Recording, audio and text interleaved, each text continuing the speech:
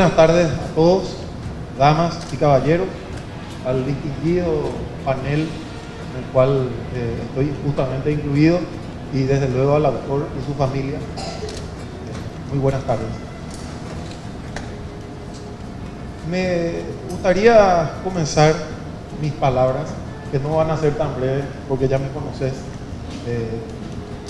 refiriéndome un poco a esta obra, La Última Invasión, del querido amigo Tigre, si me permitís, y el público me concede, lo voy a llamar así cariñosamente, diciendo que cuando él me pidió que estuviera entre los presentadores hoy, mi reacción automática fue una reacción que ya hice muchas veces en mi vida, que ya tuve, que es: vos lo que tenés vergüenza de pedirle a papá, entonces me pedía a mí para que yo le pida a papá, sabiendo que mi señor padre, el doctor José Antonio Moreno Rufinelli, tiene lo que los romanos llamarían el plus autoritate respondendi en la materia de Itaipú, por su vasta carrera y conocimiento del tema, de quien no solo me honro de ser su hijo, sino que me compromete a estar aquí presente hoy.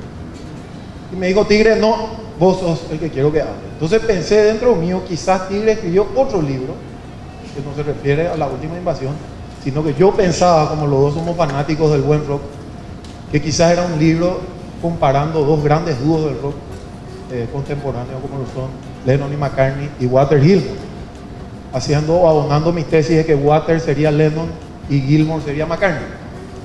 Pero ese libro va a quedar para otra oportunidad, porque Tigre me dijo: no, quiero que hable de La Última Invasión. Entonces ahí me convencí de una de dos: o Tigre quiere que le compre o le regale cerveza después del acto, que es moneda de cambio de un buen paraguayo, o bien lo que Tigre quiere es que cumpla la función que cumplen algunos cómicos en los programas estadounidenses, que es de calentar a la audiencia para cuando hablan las personas realmente importantes. Porque la verdad, Tigre, te tengo que reclamar que me hayas puesto con el decano de la Facultad de Filosofía y el embajador Zaguier, prohombre de nuestra diplomacia, y que encima es testigo directo de los hechos. Tuviste duro. De todas maneras, además de decir que considero que es un honor absolutamente inmerecido estar aquí presentando este libro, y lo digo sin falsa modestia, porque no tengo, ya que ni el presentador dijo no tengo más presentación, soy un desempleado, ¿no? Para presentar este libro que de todas maneras considero de lectura obligatoria, sobre todo para nuestros jóvenes, pero no solo para los jóvenes. Y bueno, tengo que cumplir con el encargo que me ha dado, que estimo que más que nada responde a una amistad, a un cariño, estimado Tigre. Y voy a referirme brevemente, espero, si me tienen paciencia, sobre algunos apuntes que hice al leer este libro. Quiero decir que no me voy a referir a los hechos concretos que narra Tigre, porque lo digo, y lo digo de corazón, la verdad es que el libro está escrito con una prosa ágil, veloz, generosa con el lector, es de fácil lectura y es atrapante, de forma tal que uno empieza a leer y termina en una tirada, si se quiere, porque cuentan los hechos sucedidos de una manera extraordinariamente, vuelvo a repetir, ágil, y no le quiero arruinar esa lectura a los amables lectores, además de que tenemos gente que nos puede contar los hechos de primera mano. Pero tengo que justificar mi presencia aquí, entonces voy a decir, o voy a hacer 4 reflexiones que me gustaría plantear a ustedes, al autor y a los distinguidos presentadores. Ambas o las 4 cosas me han surgido, o temas me han surgido persistentemente al leer la obra que hoy se presenta, La Última Invasión. El primero de ellos tiene que ver con una palabra que es la ingratitud. Digo que un pueblo que nos recuerda su historia es un pueblo ingrato, es un pueblo sin corazón. Recuerdan lo que decía el gran filósofo griego Antístenes: la gratitud es la memoria del corazón. Quien no recuerda su pasado y no recuerda su antepasado es una persona descorazonada. Otra reflexión que quiero hacer es una palabra que también me sonaba todo el rato mientras iba leyendo el libro, que es la palabra héroe o heroísmo. Hoy la palabra héroe está un poco banalizada, el vocabulario va perdiendo su fuerza hoy en día. Cualquiera es un héroe. El que metió gol en el superclásico el fin de semana es un héroe, sale en el diario. La selección paraguaya son héroes. Y creo que este libro ayuda a valorizar un poco esa palabra y a tomarla en su justa medida. En tercer lugar, me permitiré el atrevimiento de hacer una reflexión sobre la misión y la tarea del historiador. Voy a recurrir a un gran medievalista francés, Jacques Le Goff, para ver qué es lo que tiene que hacer un historiador, y yo creo que ha cumplido con creces Tigre en este libro esa misión. Y por último, pero no por ello menos importante, voy a recurrir, como no tengo gran cosa yo que aportar, hay que recurrir a lo que sabe el gran filósofo idealista italiano Benedetto Croce y su idea de la historia como presente, porque este libro no es solamente un libro que mira al pasado, es un libro de historia, sino un libro que nos interpela hoy como paraguayos a preguntarnos qué vamos a hacer. Empiezo entonces por el primer tema que le decía, la ingratitud. Y le decía que un pueblo que no tiene memoria es un pueblo ingrato. Nota el profesor Padetti en su brillante prólogo de que a pesar de tratarse de una invasión, por más que podemos discutir y no conviene de repente abrir tantas heridas con los hermanos brasileños, pero hubo una invasión al territorio paraguayo hace un poco más de 50 años. Yo creo que hay muy poca gente en Paraguay que está consciente de eso. Lo sabemos, lo recordamos. ¿Cuántos paraguayos conocen hoy el nombre del mayor Mesa Guerrero? Quien, apresado con la comitiva diplomática paraguaya, apresado por soldados brasileños hace 50 años, no en la guerra de la Triple Alianza, respondió con una frase que hasta hoy nos pone la piel de gallina: un oficial del ejército paraguayo no entrega el arma, únicamente muertos podrán sacarme. ¿Alguien se recuerda de él? ¿Cuántos conocen los logros de la diplomacia paraguaya? De ese consejo asesor de límites brillantes, compuesto por personas de todos los partidos políticos. Y digo algunos nombres: Laconich, Levi Rufinelli, Enrique Sosa, Juan Oleari, Hipólito Sánchez Kell, Juan José Soler, Ramiro Rodríguez Alcalá. Como dice el teatro, o se dice en el teatro, mutis por el foro. Muy pocos recuerdan. Y ese es un síntoma de ingratitud, como decía el gran estudioso de la paraguayidad, Elio Vera. Recordaba ese rasgo que tenemos a veces en Paraguay, recordando al malagradecido como preso puesto. Los abogados que trabajan en la jurisdicción penal de los tribunales conocen bien esta frasecita, decía Elio Vera. Alude a que ni bien el presidiario pone los pies a 1 metro de las puertas de la prisión, olvidará el trabajo que ha efectuado el profesional y este verá esfumarse toda posibilidad de percibir su honorario. Y cierra la historia recordando una deliciosa anécdota del general Bernardino Caballero, cuando viene un funcionario, un secretario, y le dice: general, fulano está hablando peste y culebra de usted, está hablando mal de usted. Y Caballero, otro gran conocedor de la realidad paraguaya, dice: no, imposible. Pero yo escuché, es imposible porque yo nunca le hice un favor. Pues bien, reitero, un episodio tan importante y crucial, porque si hay momentos estelares de la historia, como diría Stefan Zweig, este es uno de ellos. Cambia la historia del Paraguay a partir de lo que cuenta el Tigre en su libro. Cambia profundamente, diría yo.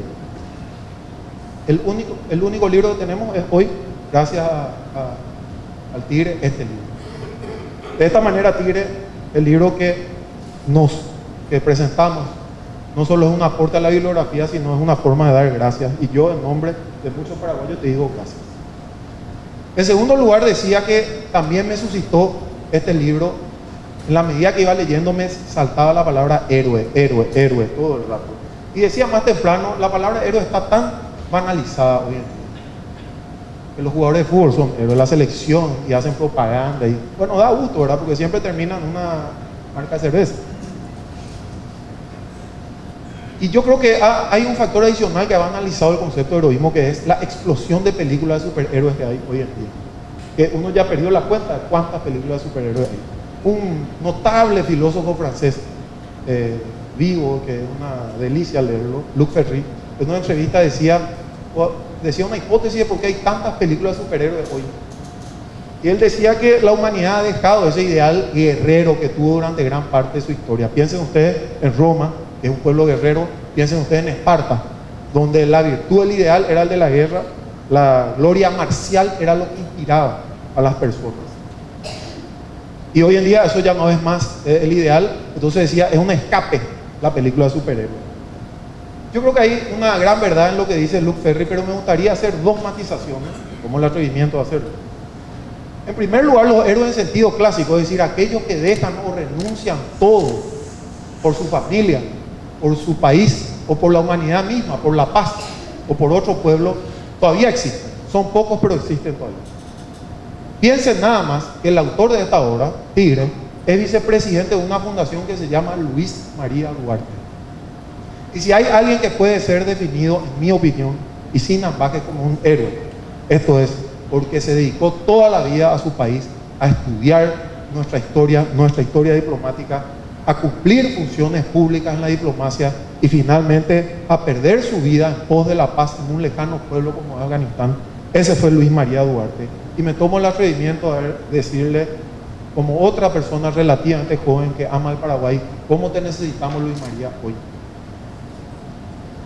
Pero además, y esto es el punto que quiero hacer, los héroes no son solamente los que se visten de militar y caen en batalla. Y eso es una cosa por la que tenemos que estar agradecidos al libro La Última Invasión.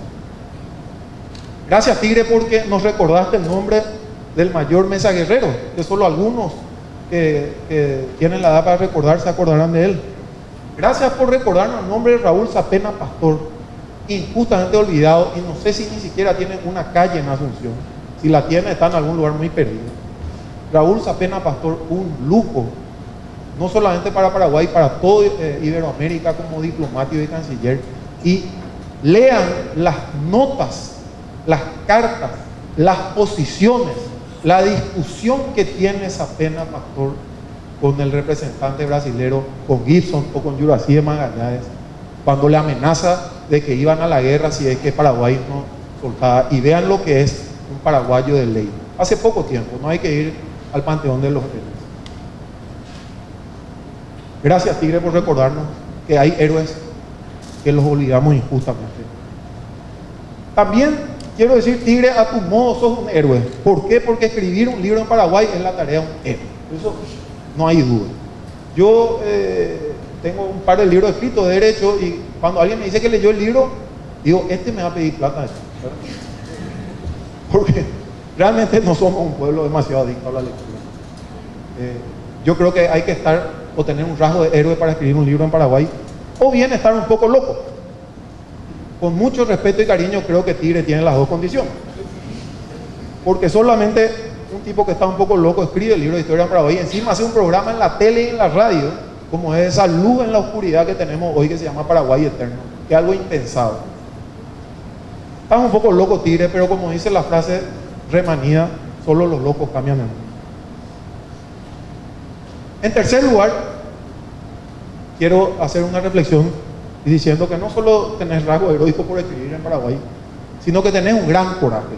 Y decía que iba a recordar al gran historiador medieval francés Jacques Le Goff, que en el debate y en la polémica sobre cuál es la misión del historiador, cómo tiene que hacer su tarea el historiador, decía que el historiador tiene que tener dos condiciones: imparcialidad y objetividad.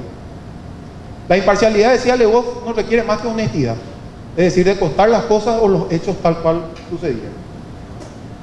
Pero la objetividad requiere más, requiere una actitud constante de contar las cosas, aun cuando eso va en contra de lo que a uno le conviene, le interesa o de su propio prejuicio ideológico. El gran problema que tienen los historiadores marxistas.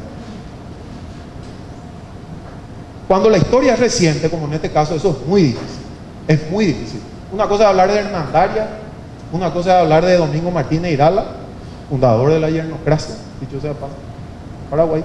Y otra cosa son personajes que aún viven, personajes aún polémicos. Pues bien, creo que el libro del Tigre reúne, además de imparcialidad y objetividad, un gran coraje, porque no faltará el lector malicioso o políticamente correcto, como se dice ahora, que intente decir que este libro es una vindicación de una persona o de un régimen político o de un partido o lo que fuera.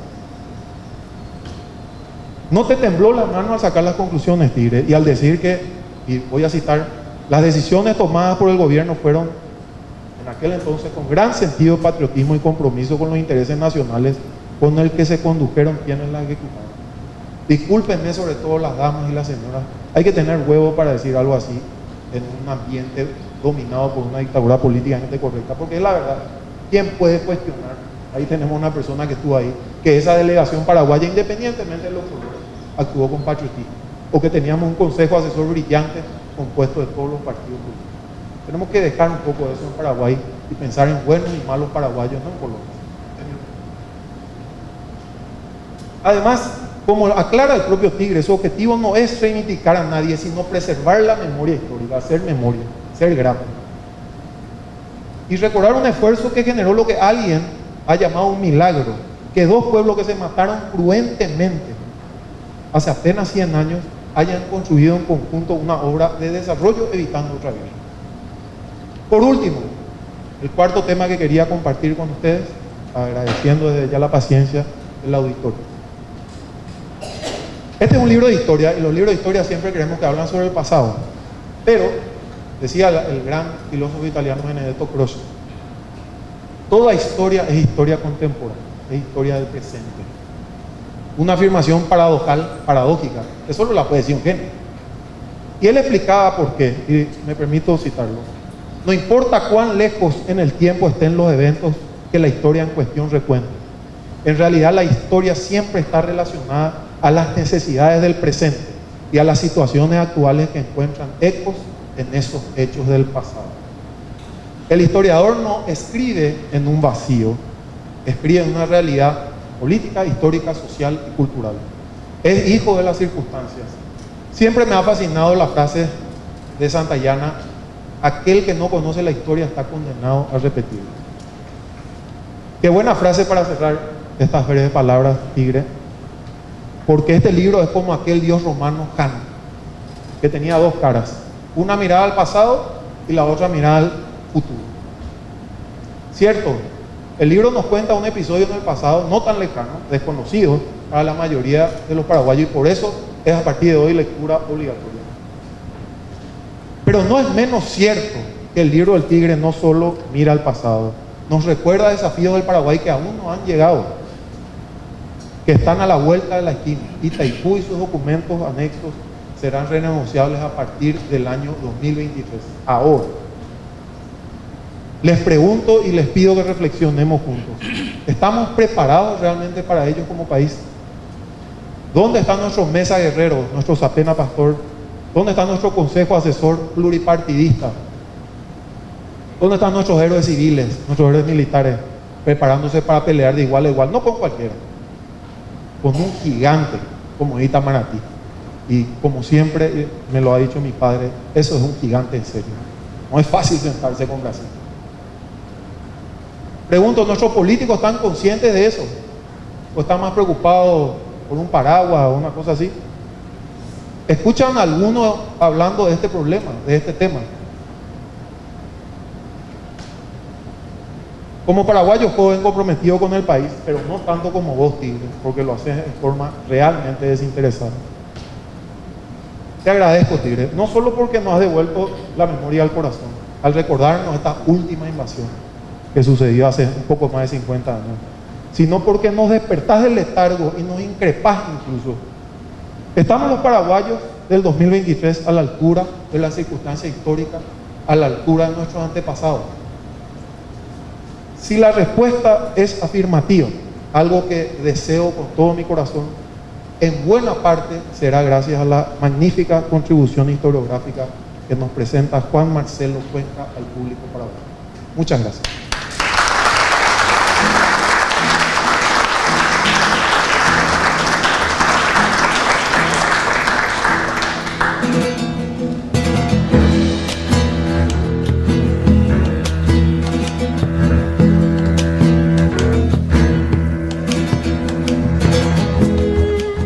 Con verdadera satisfacción, como profesor de la Facultad de Filosofía,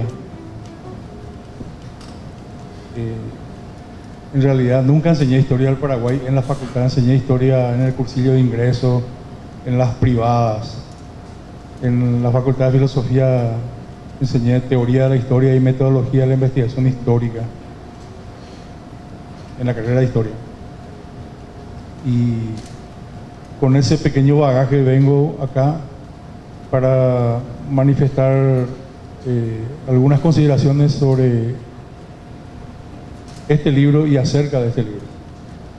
En el primer párrafo de su primer libro, Heródoto, ya en las primeras 3 líneas ya determina, ya condiciona todo el devenir de esta ciencia que nos es tan difícil tan antigua pero tan difícil y tan atrasada, porque la historia es más antigua que muchas ciencias, pero está muy atrasada por lo difícil y lo complicado que es sustentarla con un nivel teórico de alto nivel.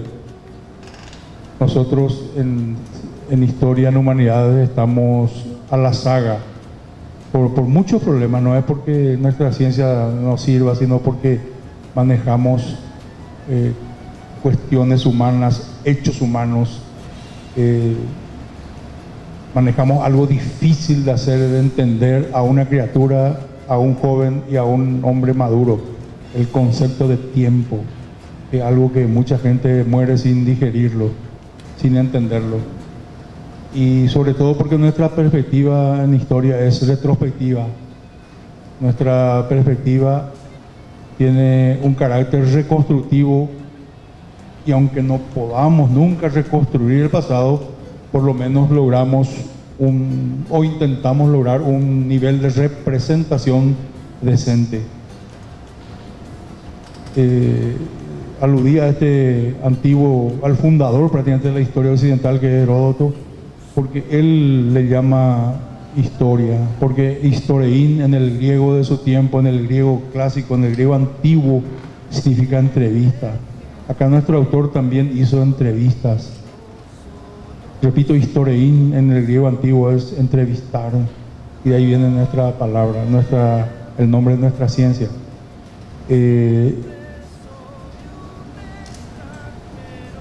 Hay aspectos, solamente dos aspectos quiero señalar que a mí me interesan mucho, y aunque de pronto disienta algo con el autor, porque este libro está madurando, este libro va a ir creciendo posiblemente. En la cuarta parte, en el capítulo primero, en la visita de Dean Sachs, yo creo que él tiene razón, el autor, al darle ese destaque primordial a la diplomacia paraguaya, porque algunos publicistas, algunos entendidos, algunos testigos de ese tiempo le dan más o menos como el toque definitivo, el momento bisagra de ese conflicto sobre los Altos del Guairá, la visita del secretario de Estado de los Estados Unidos, el señor Dean Sachs. Pero para mí, como viejo escarbador de libros y lector empedernido, a mí me parece que esa visita fue muy importante. Y el resto de las maniobras brasileñas para mí ya eran como esas cortinas de humo que tiraban nuestros antiguos buques de guerra para zafar. Hoy ya no se puede tirar una cortina de humo, lo mismo nos detectan. Pero valga ese tiempo, ese ejemplo, ¿verdad? Yo creo que la visita de INSA fue no fue determinante, pero yo creo que sacudió el tablero en ese momento. Y otro punto que yo quiero referirme del libro es en la quinta parte, también en el capítulo primero, en la nota donde le pone en su lugar a este investigador británico que escribió un diccionario histórico, Nixon, Andrew Nixon, muy alabado por gente del mundo de nuestra profesión de historia, pero tan plagado de errores. Resulta que la calidad de una obra histórica va determinada, va condicionada por la fiabilidad de sus fuentes. Y el autor Marcelo Cuenca le hace una dura crítica en la nota número 17 del capítulo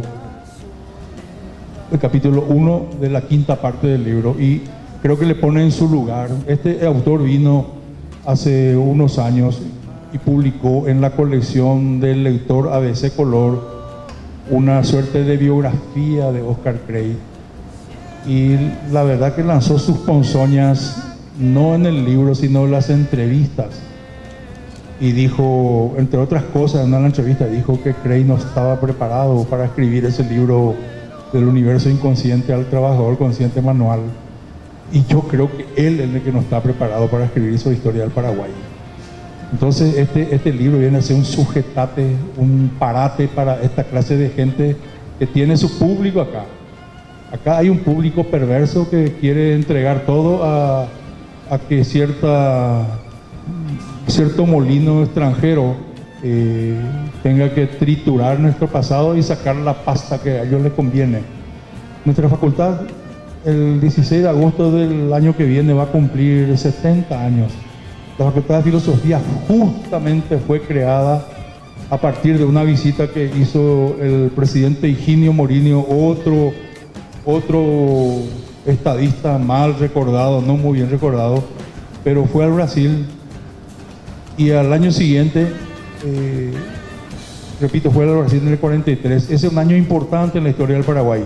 En ese año se crea el signo monetario guaraní, se crea el Instituto de Previsión Social, se crea lo que fue nuestra flota mercante del Estado y una serie de instituciones más que nos dieron a nosotros un resplandor de soberanía.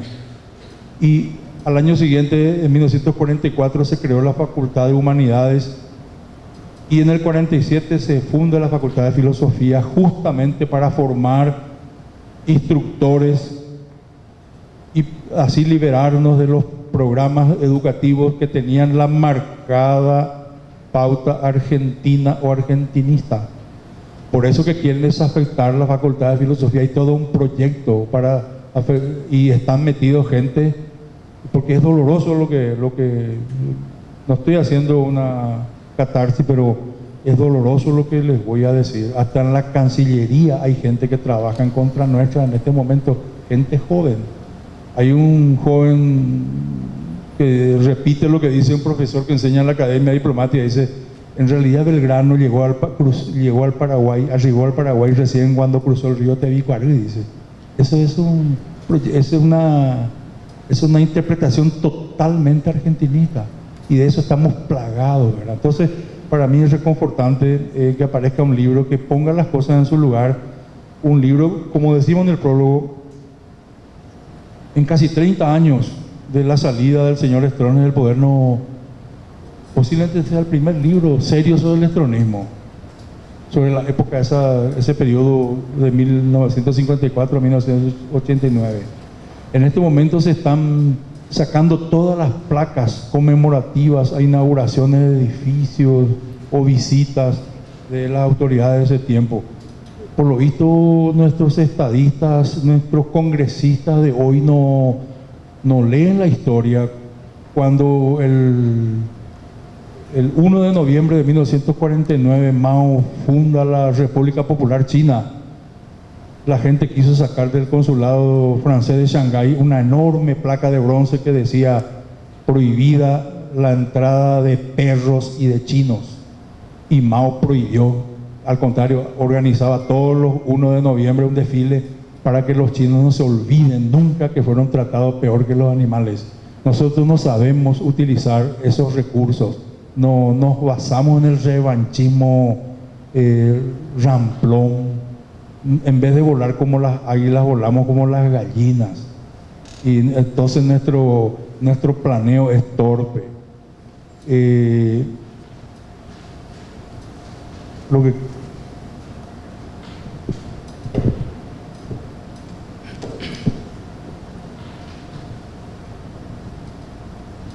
Al final de su portentoso libro Metodología de la Historia, el metodólogo polaco Jerzy Topolsky, que es marxista, afirma rotundamente: la historia y su conocimiento son uno de los principales elementos de la conciencia nacional y una de las condiciones básicas para la existencia de cualquier nación.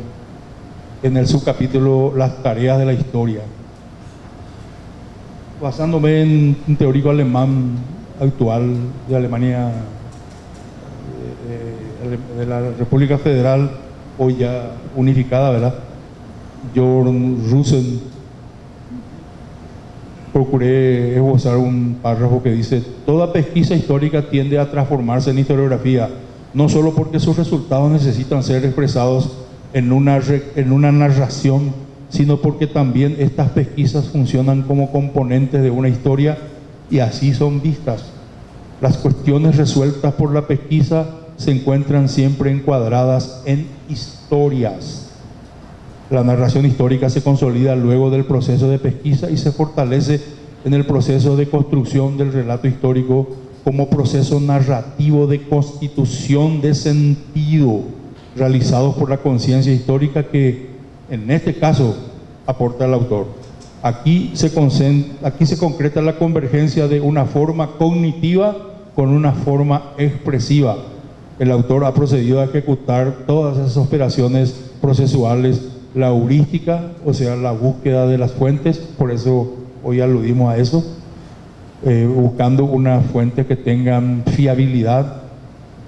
Ha procedido a la crítica de los documentos, se dice, y se aventuró en la interpretación, no como una aventura, sino como un viaje hacia a una lejanía imprecisa. Ensaya una interpretación de todos estos elementos que él pudo colectar. Muchas cosas puedo decir acá, pero para mí es una satisfacción que me hayan puesto entre estas personas admirables en esta mesa. Yo soy apenas un profesor que se escapa del ruido y de la fama, y estoy en esta circunstancia un poco forzado por acá por Marcelo Cuenca de permanecer aquí. Muchas gracias por escucharme.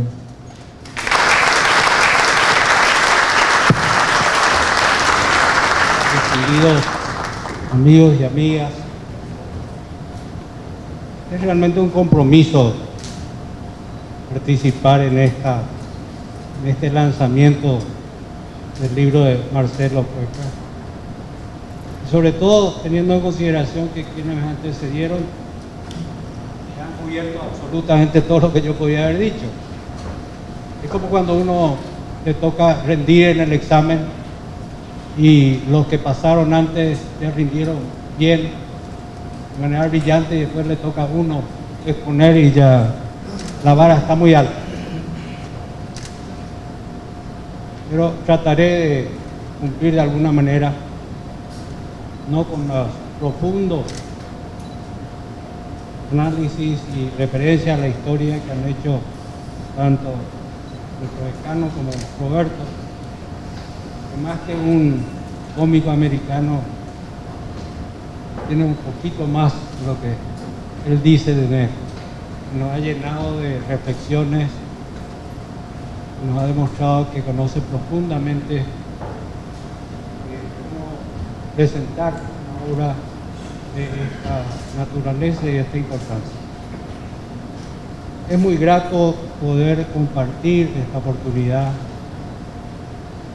Para no mencionar a todos, voy a mencionar a una persona que el cual me liga una profunda amistad de años de haber trabajado juntos, que es el canciller Moreno Ruffinelli. Con él hemos compartido muchos de los momentos estelares de la diplomacia paraguaya. Marcelo rescata un capítulo, que fue la diplomacia paraguaya durante el conflicto de límites con el Brasil. Pero desde el año 54, la diplomacia paraguaya recibió un impulso extraordinario. El gobierno de entonces recibió un país con varios frentes en los cuales había cuestiones pendientes. Recordemos que en el año 1841 se había firmado el Tratado de Navegación con la Argentina y sin embargo no existía libre navegación por los ríos Paraguay y Paraná, y cuando en el Paraguay se instaló la flota mercante del Estado, porque la flota anterior era de la época de la guerra del 70, cuando en la década del 50 se empiezan a construir los barcos en Japón y en España y empiezan a circular los barcos, vuelven todos los problemas que hacía más de 100 años existían. La diplomacia paraguaya hizo un trabajo extraordinario y recién en el año 1967,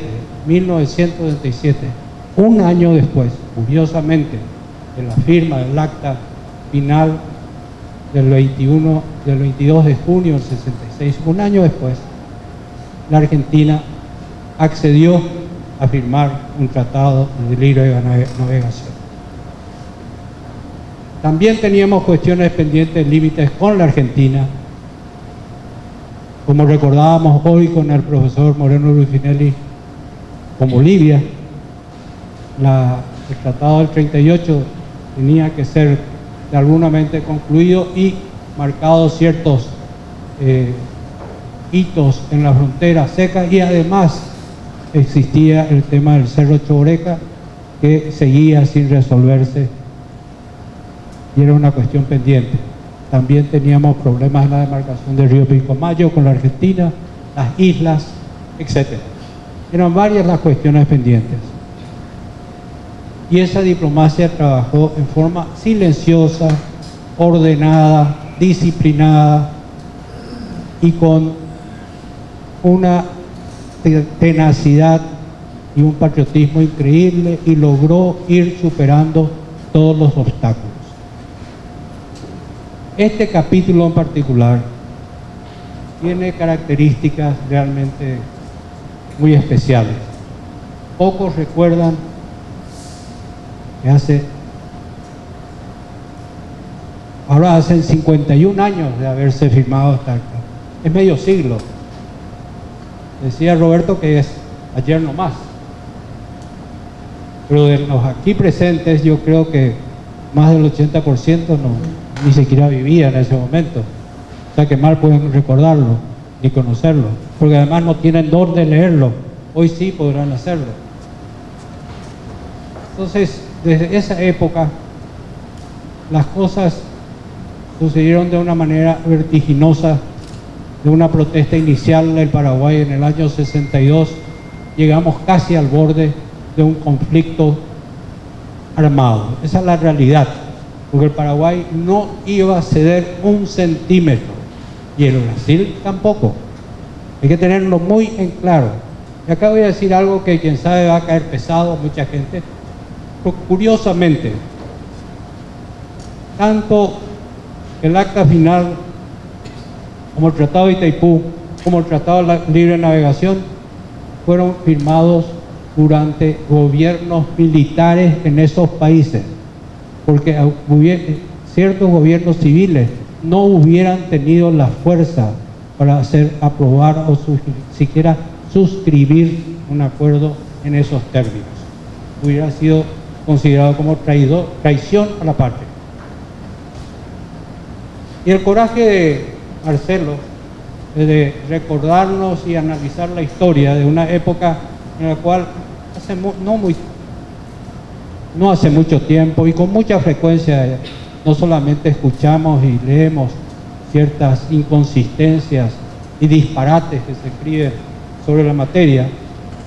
Algunos de los actores acá mencionados han sido citados por importantísimos políticos de nuestro país como traidores a la patria, con nombre y apellido, como por ejemplo el doctor Raúl Sapena-Paz, a quien lo han tildado, y lo han tildado por religionario nuestro, pero que también es muy suelto de palabras y desde luego le encanta decir muchas estupideces, a pesar de que es un hombre muy bien formado.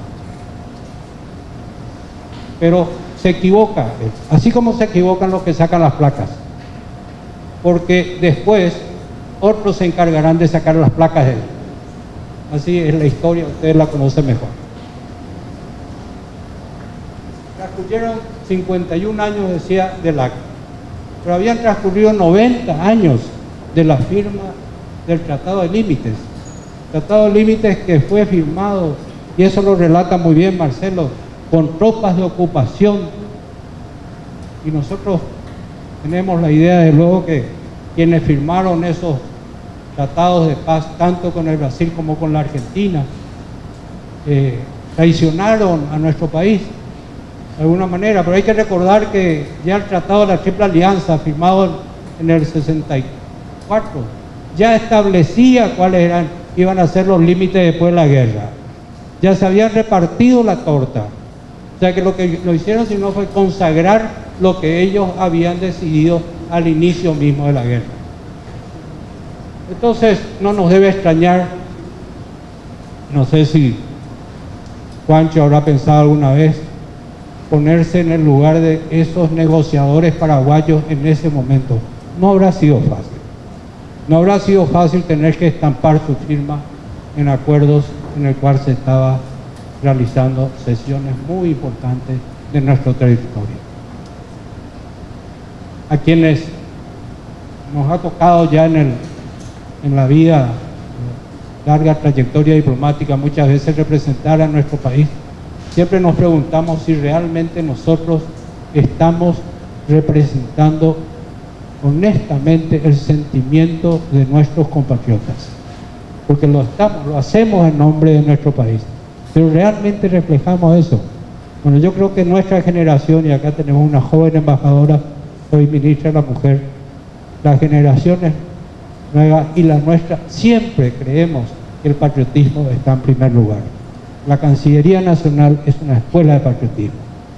Claro que hay algunos que no son tanto, pero eso sucede en todas las familias y que no debería extrañarnos.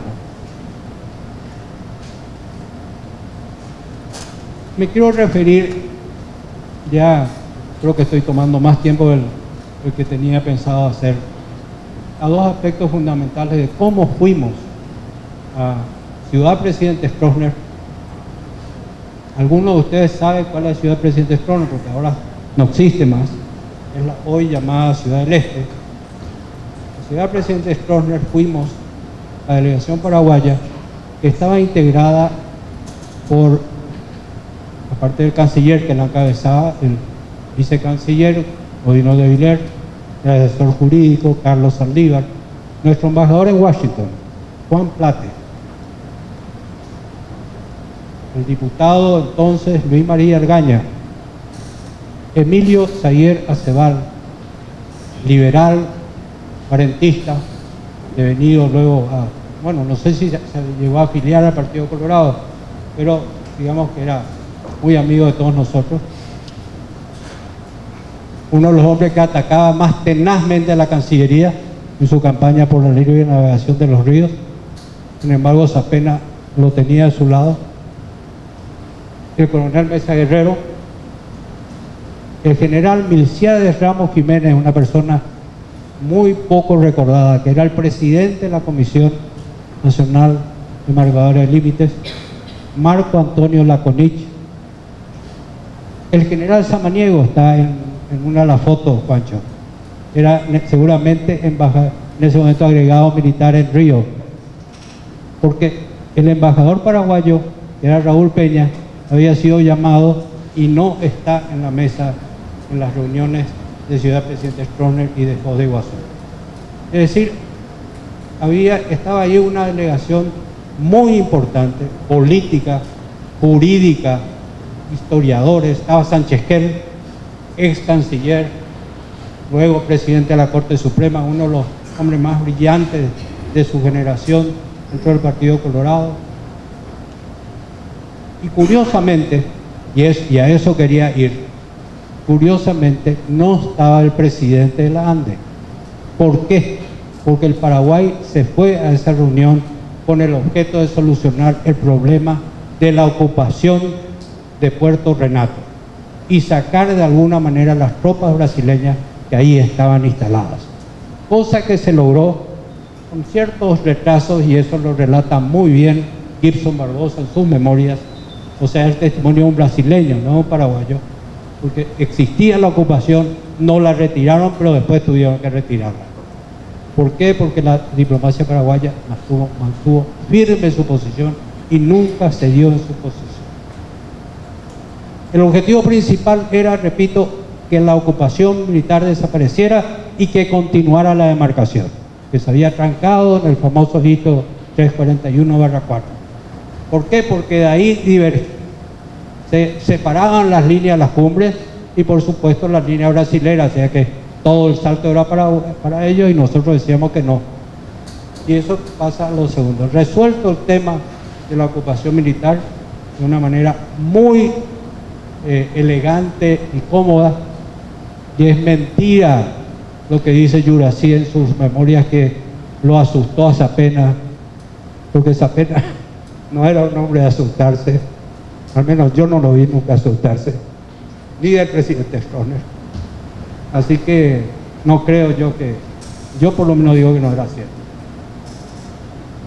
Y una vez resuelto ese tema, se pudo enfocar ya la redacción de lo que fue el acta final, que establece las bases fundamentales. Primero, la división de lo que serían los recursos que ese gran salto podría significar en la parte de energía, y el condominio de los bienes. Y hay una frase que ustedes que seguramente van a leer el acta, les pido que tengan especial atención en dos cuestiones fundamentales. Primero, que estaba basado en la posición paraguaya, que es no los saltos de Guairá, sino el salto. Pero la posición paraguaya era que era un solo hito inmutable, el salto de Guairá. Y segundo, que era el aprovechamiento de las aguas desde e inclusive el salto de Guairá hasta la boca del río Iguazú. En esas posturas, que fueron las mantenidas en la famosa nota de diciembre del 65, la nota DPI 712, que es una obra de la diplomacia más fina y que fue redactada en el primer borrador por el canciller, revisado palabra por palabra por el Consejo Nacional Asesor de Límites, ese consejo de notables que se logró conformar, ese consejo que la dictadura llamó a todos los hombres de la oposición y del gobierno para participar. Ese consejo también merecería en algún momento un reconocimiento. Fue un momento realmente brillante en la política peruana. Esa es la realidad, hay que reconocerlo, por lo menos los que participamos, ellos estamos seguros de ello. Y entonces para nosotros es una satisfacción ver que hay un libro que relata, y quienes hemos participado en todo eso sabemos, Marcelo, que lo que contás es la verdad, es el testimonio realmente de lo que pasó. Y estamos acá para decirte que está muy bien tu trabajo, es bueno, llegaste a ciertas cosas que nosotros no habíamos llegado. Por ejemplo, la famosa presencia que se mencionaba del general Rodríguez. El general Rodríguez no estuvo en el grupo que fue apresado, pero los acompañó hasta la tranquera. ¿Por qué? Porque era su área, era un destacamento de la caballería el que él estaba formando para custodiar esa zona. En ese momento era coronel, pero era el comandante de la caballería. Solo me resta ya decir gracias, Marcelo, por esta oportunidad. Gracias por permitirme compartir con Roberto, con nuestro decano acá, que nos ha hecho una clase de historia que nos actualiza un poco en lo que tanto nos gusta, compartir con todos ustedes y decirles que es importante conocer lo que ha pasado, porque no sé si, Pancho, si me autorizas a hacer un comentario a tu hijo. Esta mañana justamente unos miembros del Consejo Paraguayo de Relaciones Internacionales, que integramos con tu padre y otras distinguidas personalidades de nuestro mundo interdisciplinario, entre ellos Carlos Naps, que estuvo con nosotros el primer presidente liberal de la época democrática del Senado de la Nación, Evelio Fernández Arévalo, y el embajador Caniza, y estuvimos justamente discurriendo, conversando sobre lo que yo llamo Paraguay 2023. Quiero que sepas que en el CPI, el consejo que integramos, desde hace 10 años está instalado en forma silenciosa el Instituto Paraguay 2023, para contribuir desde ese think tank. ¿Cómo se dice think tank en español? No sé. centro de pensamiento sobre cuál tiene que ser la estrategia paraguaya, porque es el más grande desafío que tenemos por delante en la política internacional. Y lastimosamente está contaminado con manifestaciones de todo tipo que en la mayoría de ellos no condicen con la verdad y están creando un clima poco conveniente para una negociación seria, que es la que Paraguay debe enfocar. Se necesita gente. Tú decías, ¿dónde están los Apenas? ¿Dónde están, yo agregaría, los Olivas? ¿Dónde están los Morenos? ¿Dónde están los que nos van a conducir? Nosotros estamos dispuestos a trabajar para ayudar que las personas que les toque estar ahí puedan recibir de nuestra parte todo lo que nosotros podamos aportar de experiencia, de conocimientos, sobre todo de cómo se negocia con ese gran país, con la Cancillería lusitana, que no es poca cosa, pero alguna experiencia tenemos. Entonces podemos transmitir eso a las generaciones. Y es un placer compartir con la juventud, que, como dicen, no es futuro, es presente, son los que hoy están reflejando lo que es el nuevo Paraguay, y está en manos de ellos, estará en manos de ellos esa negociación tan importante. Un recuerdo especial, y si me emociono, discúlpenme, a Luis María.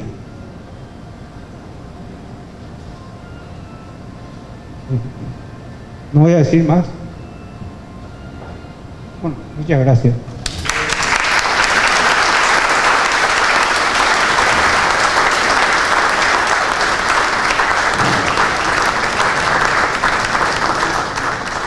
Bueno, muy buenas noches a todos. Cuando uno presiente que la emoción le va a embargar y posiblemente eso pueda afectar de algún modo su memoria, creo que es cuando empeña la voluntad en escribir algunas palabras y poder preservar esto también para el recuerdo. Para mí es un momento único, muy especial y emocionante poder aquí presentar mi primer libro frente a tantos amigos, gente que quiero, gente que me apoya siempre en esto que vengo haciendo humildemente hace 4 años, que de alguna forma u otra es tratar de difundir nuestra historia, tratar de reivindicar nuestra historia y tratar de hacer un cambio a través de ello y buscar recuperar un poco eso de identidad nacional que nos falta, para estar orgullosos, por supuesto, de ser paraguayos y a través de ello poder ser mejores paraguayos, mejores ciudadanos.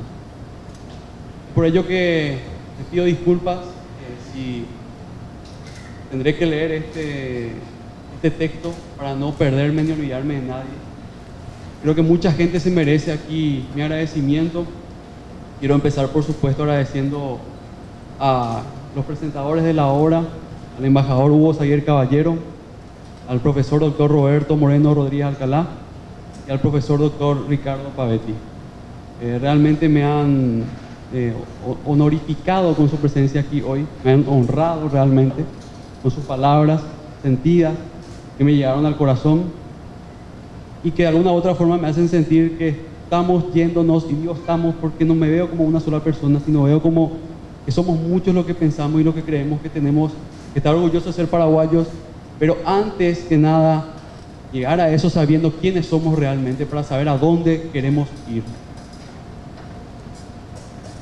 A todas las autoridades presentes también, muy buenas noches, muchísimas gracias por su presencia, ministra de la Mujer Ana María Bayardi, diputado nacional Ricardo González, el profesor doctor José Antonio Moreno Rufinelli, y a todos mis amigos, mi familia que está presente, y a todos aquellos que hoy no están, pero desde el sentimiento nos están acompañando.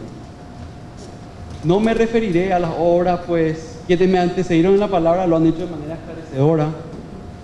No obstante, quiero manifestar cuáles fueron los motivos por los cuales me impulsaron realmente a escribir este libro titulado La última invasión, el conflicto por los Altos del Guairá. Poco aún se ha escrito, sobre todo en nuestra historia reciente. Lo que se ha hecho, salvo pequeñas excepciones, Más bien busca la polémica, vender la novela, alejándose del rigor histórico y sesgando injustamente a ciertos actores por razones políticas, en una evidente censura a todo lo concerniente al régimen imperante de 1954 a 1989, dejando así en el olvido a grandes hombres que tuvieron en sus manos afrontar las negociaciones en el conflicto de límites, quizás las más duras y complejas que tuvo el Paraguay con su poderoso vecino, el Brasil, y su implacable diplomacia Itamaraty. Es por ello que este trabajo busca llenar un vacío historiográfico, rescatando este pasaje elemental de nuestras relaciones diplomáticas con el Brasil y nuestra geopolítica y política energética. Así como también busca salvar del injusto olvido a figuras hoy ya desleídas por el paso del tiempo que han realizado un aporte significativo y fundamental en la defensa de los derechos del Paraguay, evitando a la postre la apropiación absoluta por parte del Brasil de aquellos maravillosos saltos, trocando aquello por la explotación en condominio de la fuerza de las aguas del río Paraná. Entre aquellos hombres hoy casi ignorados está el coronel ingeniero Emilio Mesa Guerrero, comisario de marcador paraguayo durante el conflicto, quien defendió incondicionalmente y sin flaquezas nuestros derechos ante la evidente voluntad de apropiación brasileña, emulando así al capitán Francisco Ortiz, veterano de la Guerra Grande, a quien le tocó defender nuestros derechos limítrofes como comisario de marcador apenas culminada aquella guerra de exterminio. El Consejo Nacional Asesor de Límites, órgano multidisciplinario creado en 1963, que estaba compuesto por destacadas personalidades de distintos signos políticos, juristas, diplomáticos, intelectuales, académicos e historiadores. Solo por citar algunos nombres, hombres de la talla de Hipólito Sánchez Quel, Juan José Soler, Julio César Chávez y Juan Evo Leari, formaron parte de este grupo asesor que fuera fundamental para la defensa y argumentación de la tesis paraguaya. Sin lugar a dudas, fue crucial la gestión de nuestro servicio diplomático, el cual se batió con discreción e inteligencia, bajo el liderazgo de su ilustrado canciller, doctor Raúl Zapena Pastor, contando con brillantes exponentes de nuestra diplomacia, quienes propagaron y defendieron los derechos paraguayos ante distintos organismos y representaciones internacionales. Sellándose esta tarea invalorable con la firma del acta final en junio de 1966, tras haber enfrentado 5 años de grave crisis que incluyó una invasión militar y constante agresión e intimidación hacia nuestra soberanía. Quiero agradecer a todos aquellos que de alguna forma u otra, en distinta medida, han colaborado para la realización de esta obra. Muy especialmente al embajador Hugo Zaguer Caballero, testigo presencial de aquella dilatada negociación diplomática. Sus orientaciones, testimonios y consejos han sido valiosos para la realización de este trabajo. Al doctor Conrado Papalardo y al doctor Ricardo Lugo, que me han dado su gran aporte al compartir conmigo sus vivencias durante el conflicto. A mis compañeros de la Fundación Luis María Duarte, por el apoyo y confianza otorgados hacia mi persona, a quienes les expreso que seguiremos manteniendo viva la memoria y el legado del querido Luis María, a quien el destino nos lo quitó tan tempranamente. A la familia del coronel Darío Tito Balbuena, por cederme gentilmente las memorias de quien fuera entonces teniente primero y tuviera a su cargo la fundación y comandancia del destacamento de caballería en aquella zona de disputa, a solo metros de las tropas invasoras. Sus escritos nos revelan el grado de belicosidad que aquel momento reinaba en la frontera y reconfirma de manera indubitable que nuestro vecino buscaba apropiarse por la fuerza de aquel pedazo de nuestra soberanía. A mi familia, amigos y seguidores, todos aquellos que están presentes hoy y los que me acompañan con el sentimiento, a pesar de que no están aquí, ya han transcurrido casi 4 años que empezamos con Paraguay Eterno, la ardua tarea de difusión histórica, comprometidos con la misión que nos toca en este momento de nuestra historia, buscando la recuperación de nuestra identidad nacional a través de conocimiento objetivo de la historia paraguaya, de sus hechos y protagonistas, sea con luces y con sus sombras. Me despido esperando que el libro La Última Invasión pueda aportar datos nuevos y recuperar el relato fidedigno de los hechos para reabrir debates constructivos en vísperas de lo que será la renegociación del anexo C del Tratado de Itaipú, que debe volverse causa nacional, así como sucedió durante aquella crisis diplomática por los saltos del Guairá. debiendo aunar esfuerzos todos los estamentos de la sociedad y del gobierno nacional para que en el 2023 el Paraguay y sus hijos aseguren el respeto de sus derechos para el bienestar de las próximas generaciones. Muchas gracias.